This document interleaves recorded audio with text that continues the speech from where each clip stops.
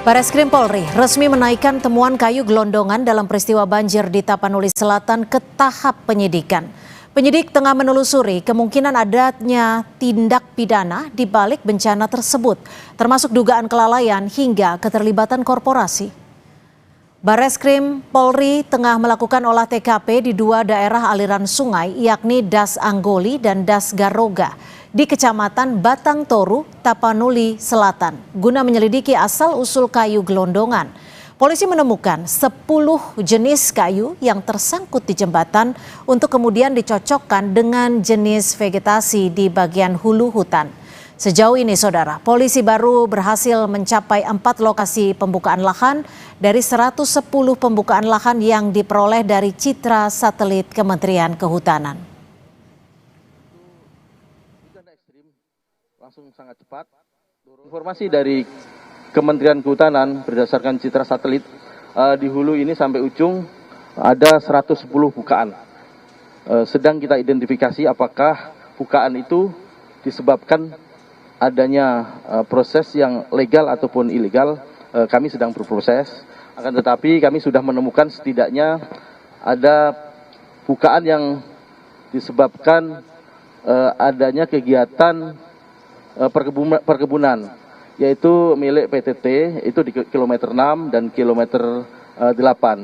Inilah yang kami temukan, ada beberapa kayu yang identik, vegetasinya berada pada lahan ini.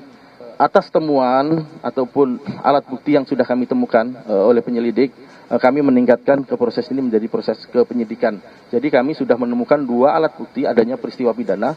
Peristiwa pidana ini akan kami formalkan menjadi proses penyidikan untuk mencari siapa pelakunya dan siapa yang harus bertanggung jawab.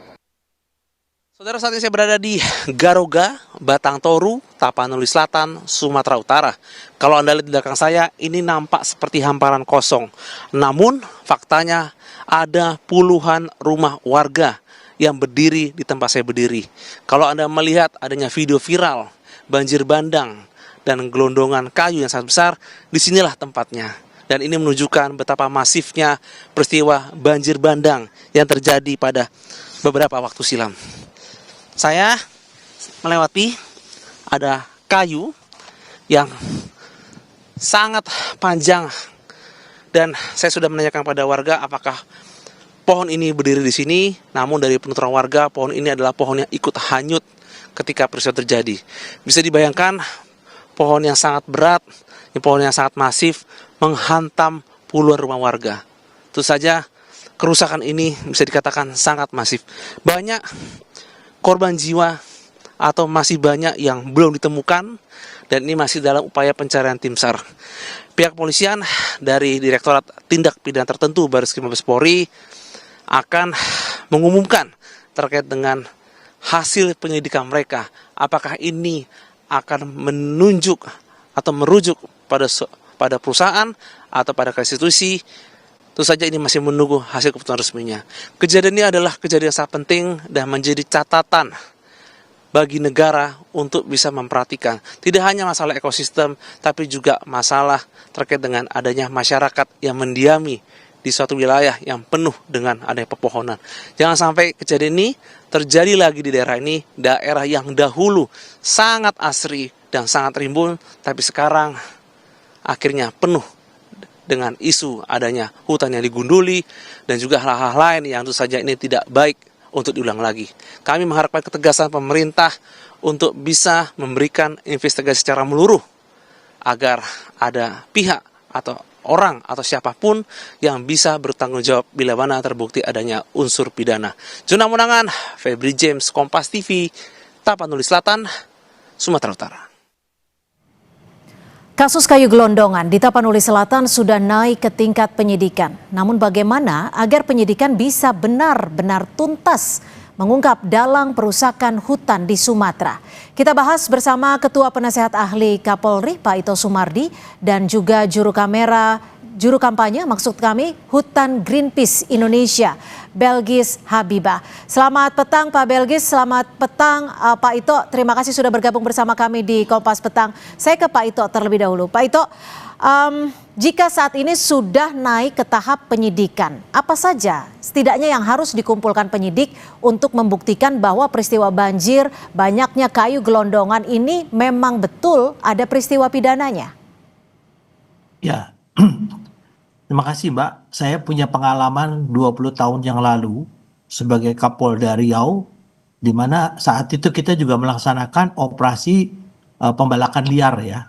Ya, dalam operasi itu tentunya kita harus melibatkan kementerian terkait, dalam hal ini Kementerian Kehutanan, kemudian juga Kementerian Lingkungan Hidup, dan juga pemerintah daerah. Karena izin-izin itu kan diberikan oleh mereka-mereka. Sehingga di sini Polri adalah yang ditangani adalah akibat daripada pembalakan liar atau mungkin pembalakan atau penebangan yang dilakukan secara legal, itu yang mengakibatkan terjadinya bencana. Kita lihat daripada faktor teknis dan lain sebagainya. Nah, sekarang kalau dilihat daripada kejadian saat ini, saya sangat yakin teman-teman di TPTER, kami sudah punya SOP-nya, tentunya bersama dengan petugas dari Kementerian Kehutanan, kita melihat potongan-potongan kayu itu kan ada yang bekas chainsaw.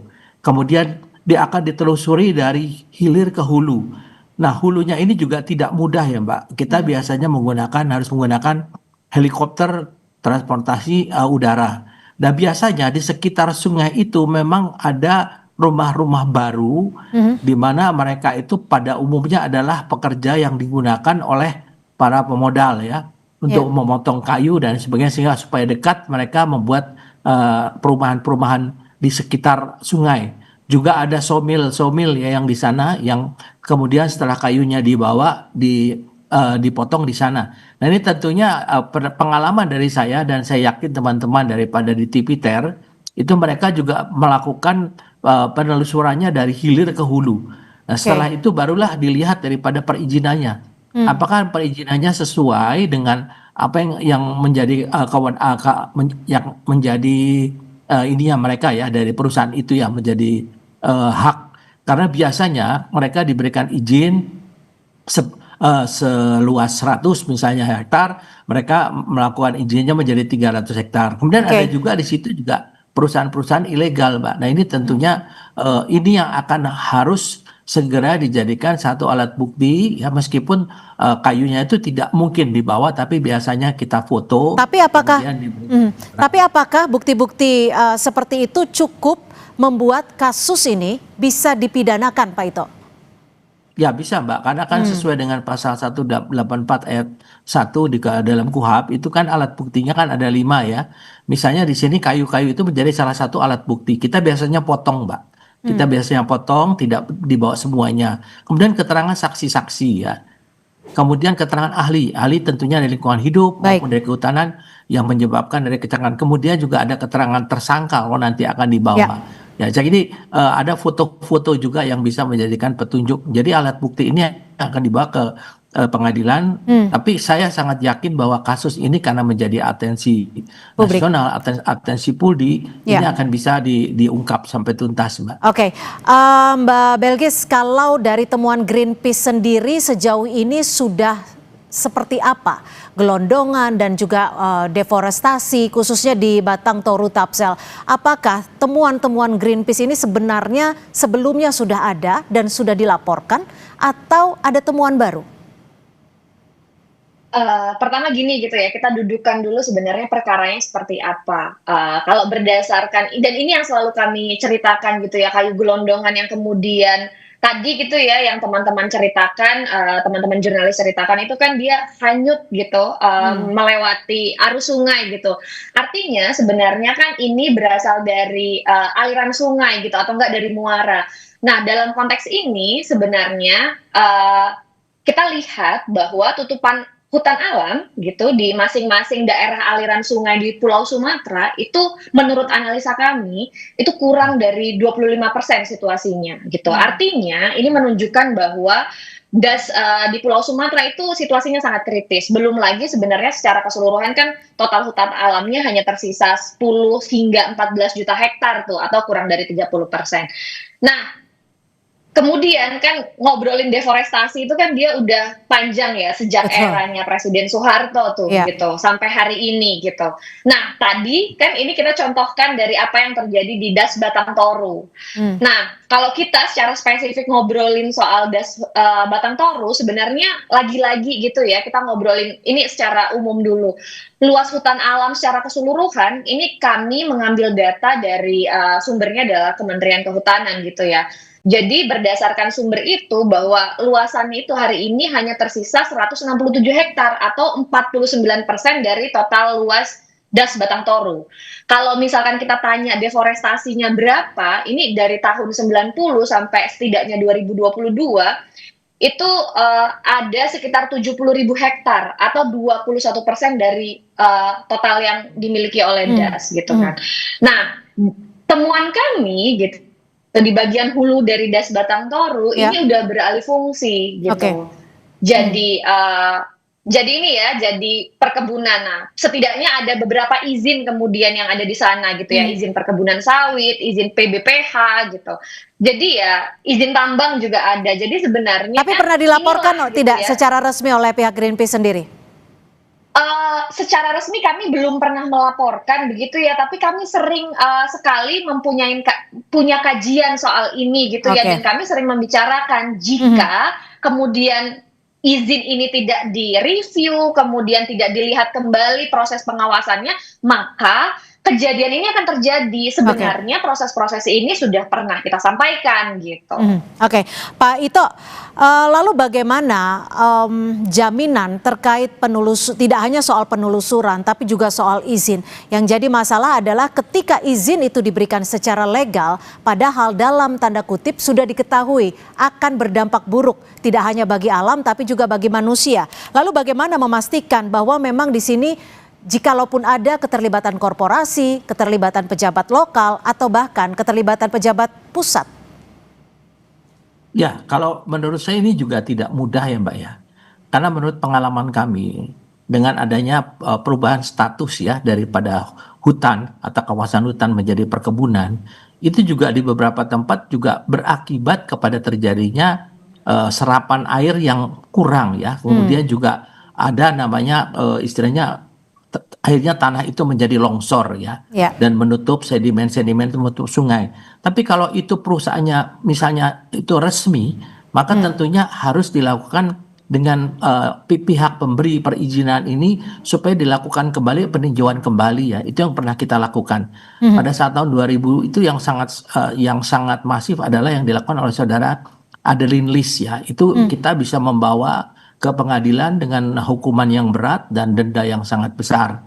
Nah tentunya itu kan kita lihat meskipun yang bersangkutan itu mendapat izin, ternyata yang bersangkutan itu juga melanggar dari izin itu yang seperti saya sampaikan. Izinnya misalnya katakanlah 100 X hektar. Dia tuh membuka lahannya sampai X plus A dan plus ya, sehingga disinilah perlunya ada sesuatu pengukuran ulang dari izin. Kemudian juga analisa dampak lingkungan tentunya akan dilakukan oleh ahli-ahli dari Kementerian Lingkungan Hidup. Ini pun kesulitan apa saja yang waktu itu Anda temukan? Dan apakah dalam kasus ini di tahun 2025 ini kesulitannya akan lebih masif lagi, lebih besar lagi untuk mengungkap sebenarnya bukan hanya pemain kecilnya, tapi juga dalang ataupun aktor utamanya?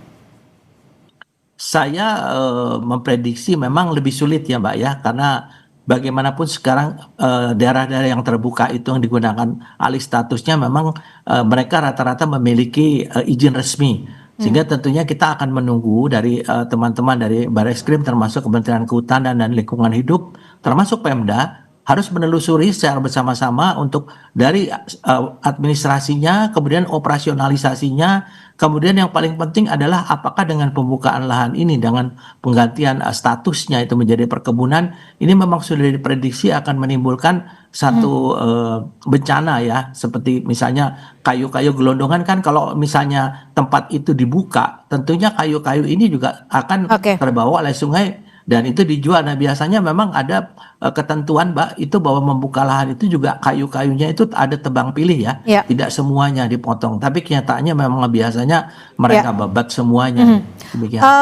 Mbak Belkis, yang menjadi masalah di sini adalah ketika izin yang diberikan adalah resmi, tapi sudah menyalahi ketentuan ataupun alam itu sendiri yang dirusak. Ada pula perusakannya juga dilakukan secara resmi. Kalau dari catatan Greenpeace sendiri, ada tidak indikasi keterlibatan dari pihak-pihak tertentu yang memang sejak awal sudah Greenpeace baca bahwa ini adalah salah satu pemain besarnya? Sebenarnya gini ya Kak, tadi kalau misalkan kita ngobrol soal Das Batang Toru misalkan gitu ya, setidaknya kami mengidentifikasi gitu ya, sebenarnya ini indikasi kuat karena misalkan tadi gelondongan yang kita bicarakan, ketika dia lewat ya indikasinya karena ada kemudian dari konsesi-konsesi yang ada di wilayah Das itu gitu.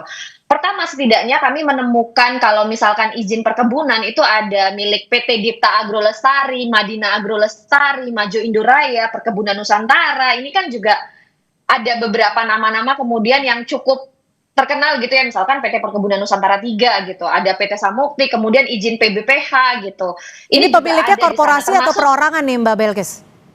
korporasi tentu saja kan PT gitu ya. Kemudian ada yang paling cukup terkenal sebenarnya dan menerima penolakan cukup besar sejak tahunan lamanya gitu ya. Setidaknya ada PT Toba Pulpestari gitu ya, PT TPL gitu. Itu juga masuk ke dalam Das Batang Toru gitu.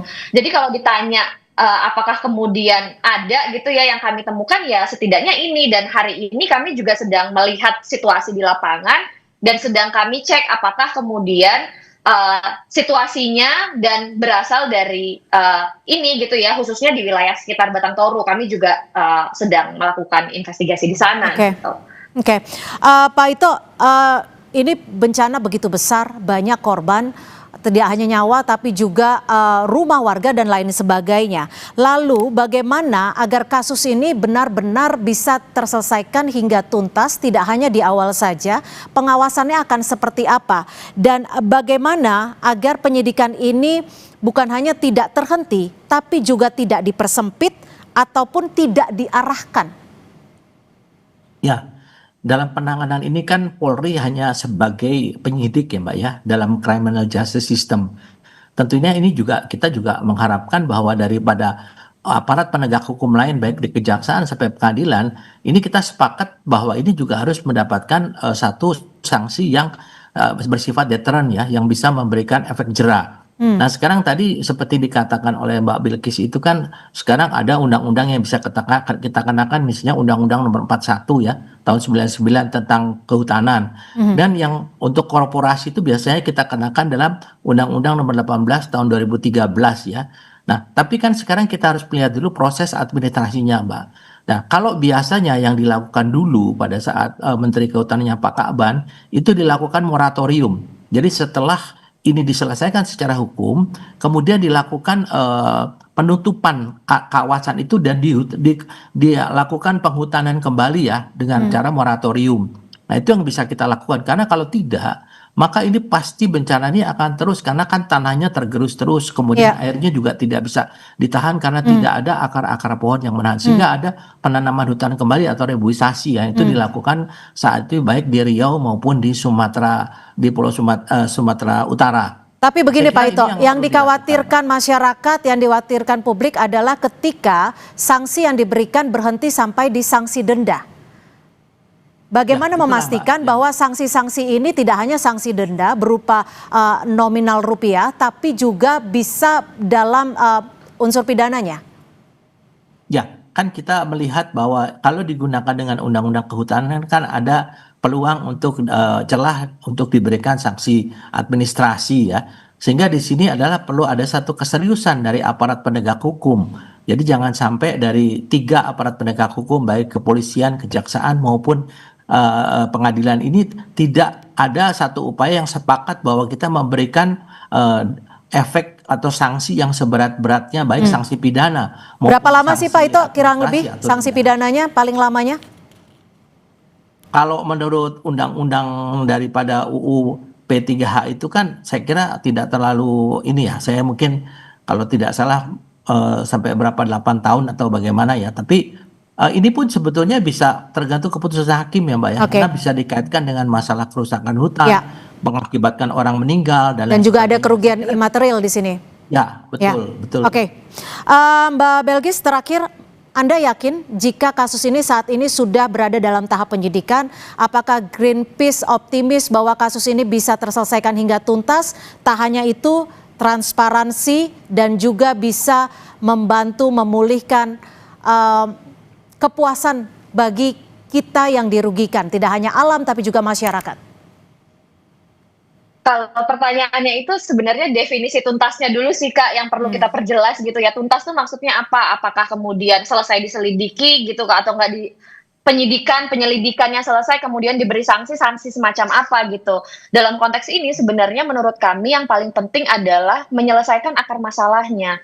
Dalam konteks ngobrolin bencana yang terjadi di Sumatera gitu, ini kan sebenarnya inti utamanya adalah kerusakan das gitu ya, daya tampung dan daya tampungnya kemudian sudah tidak baik lagi, kemudian karena deforestasi masif yang terjadi gitu kan. Ya. Nah, maka yang seharusnya diselesaikan gitu, kalau misalkan bisa kita mintakan dalam konteks pidana ya izinnya itu izin dari setiap perusahaan yang kemudian menyebabkan ini semua harus direview bahkan dicabut gitu. Kemudian akar masalahnya deforestasi dan melihat situasinya dipulihkannya harus secara lanskap, secara holistik gitu ya, nggak kemudian parsial gitu. Tidak hanya kembalikan lagi statusnya kepada kawasan hutan gitu ya, bukan parsial kayak ditanami 5 tahun kemudian ditebang lagi, tapi memang harus dilakukan secara menyeluruh berdasarkan lanskap dan ekosistemnya. Terus kemudian ya dilindungi hutan alam yang ada gitu, yang masih tersisa hari ini. Begitu setidaknya gitu ya, dan perusahaan-perusahaan tadi tentu saja izin-izinnya perlu direview bahkan dicabut gitu. Baik, itu Nggak cuma adalah persoalan harapan denda. kita semua. Terima kasih Juru Kampanye Hutan Greenpeace Indonesia, Mbak Belgis Habibah, dan juga Pak Ito Sumardi, Ketua Penasehat Ahli Kapolri, sudah berbagi perspektif di Kompas Petang. Selamat sore. Baik, selamat sore Mbak. Selamat sore.